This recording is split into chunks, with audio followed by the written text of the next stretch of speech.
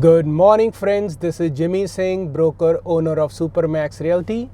A couple of clients asked me during last couple of my videos, how come I'm shooting my videos in my car? So guys, I have two small kids. My little guy is 2 years. My daughter is 6. And with God's grace, I have a substantial bigger house. But when I'm home, they won't let me work.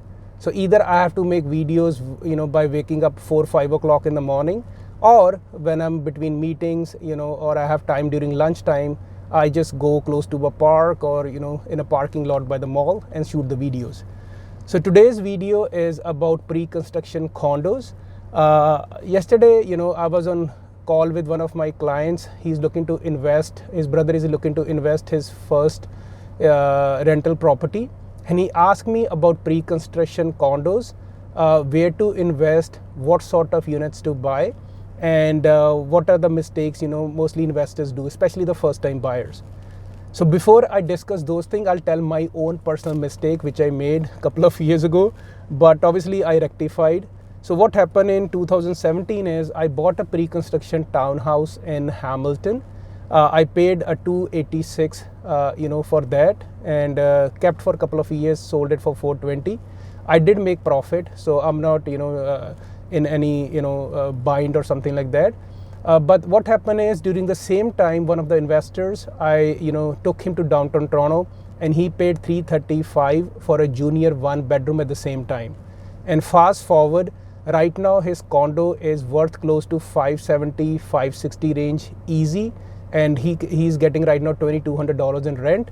The townhouse I sold last year, even today, the price is still hovering close to 450 range in Caledonia, and the rents are still like 1700s. And had I bought the condo in downtown at the same time versus townhouse, I would be way higher. See, other thing is, when I bought my townhouse, it closed in winter. So basically I have to get somebody to shovel the snow during the showings, and then basically I have to arrange for air conditioning for the summer, and then I have to put appliances there, I have to put window covering, like so much hassle. Whereas when I get my client's keys for the downtown condo, which I rented, it's actually turnkey. Appliances were there, everything was there. So basically the day I got the keys, I have tenants lined up to live.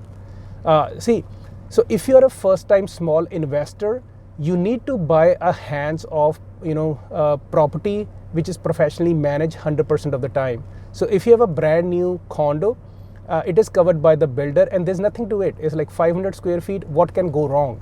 Versus if you have a townhouse or multi-unit property or a single-family home, man, things can go down. Air conditioning can break down, roof can leak. There's like 1,000 things can go wrong, right?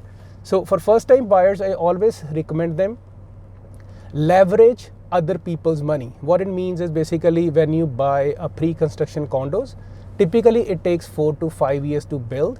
All you're doing is putting 10% in first year, and then other 5% next year, and pretty much just sit tight. So you're holding a appreciating asset by only putting 15% down, and rest of the money you're using leverage of the builder's deposit or builder's money.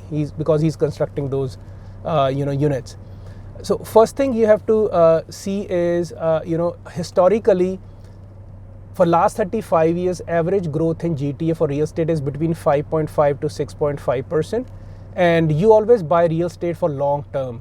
You don't lose money if you don't sell. Recessions, come and go. I don't have a crystal ball to predict what's going to happen. One thing I know is, there's a big shortage of, good quality rentals, because in last 20-25 years, because of the rental control, there's not many people who has the initiative to make apartment buildings, and pretty much all the students in downtown, all the professionals in GTA, they're just leasing condos, and investors, small investors like you and me, they are helping it. So the demand is very brisk, and if you hold for 20 years, even the market is flat. Worst case scenario, you have a paid off unit. If you have 4 of them, you can retire somewhere in Cuba, Bahamas, wherever you want to. And so coming to the reason why I prefer pre-construction in bigger cities like Toronto or Ottawa, I have personally invested myself pre-construction. So what I did is I sold my Hamilton townhouse last year.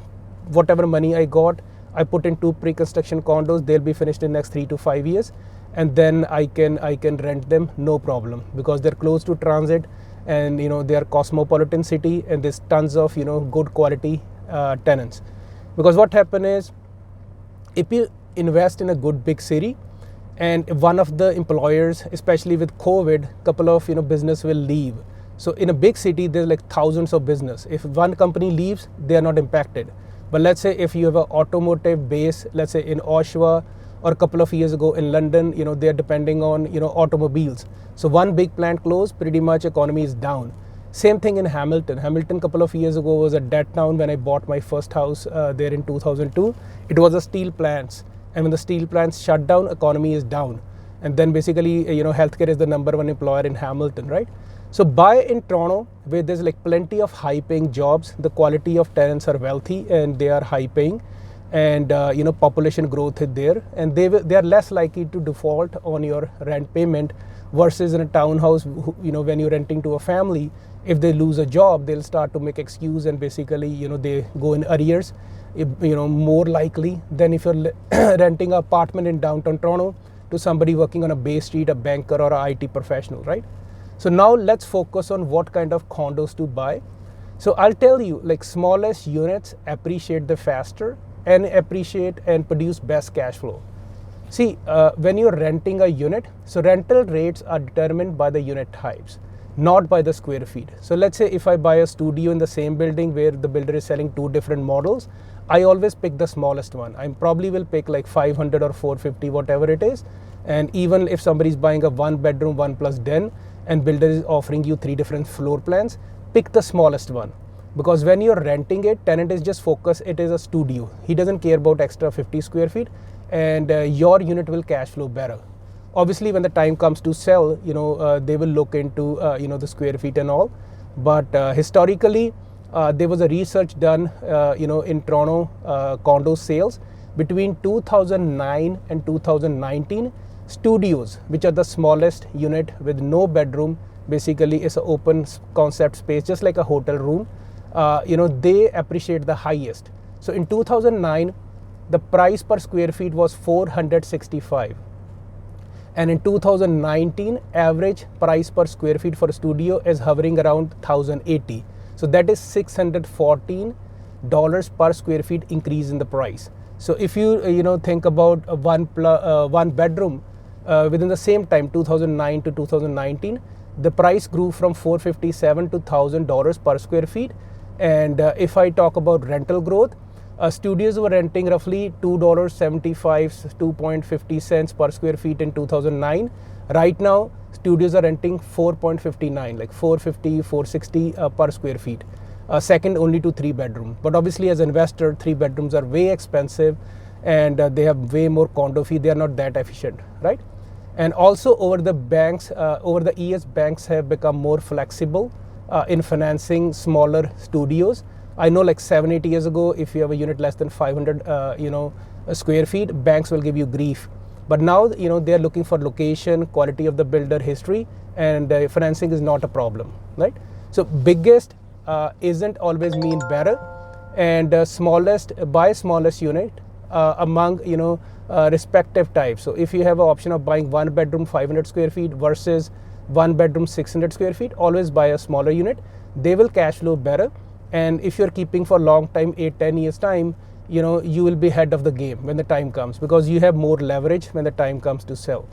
And lastly, guys, I always tell them, when you're looking to buy these boxes in the sky in a quality areas, if you go to New York, you go to Paris, you go to Shanghai, it's a lifestyle choice, man. People live there. If they have to go to travel, they just lock and then they're secured. If you're a single girl, you come late in the night, there's no problem. There's security, there's amenities, and the kids who are living in parents' basement in suburbs, they want to go have fun. They want to do party. They want to go enjoy their life. Watch Blue Jays game in downtown Toronto. So there's a big demand moving forward. I already can see it. And as I said, the mistake I made buying a townhouse in Hamilton, I get rid of, and then I bought 2 condos, and builder already increased the price like 2 times already. And I'm pretty sure by the time I get the keys, I'll double my deposit meantime.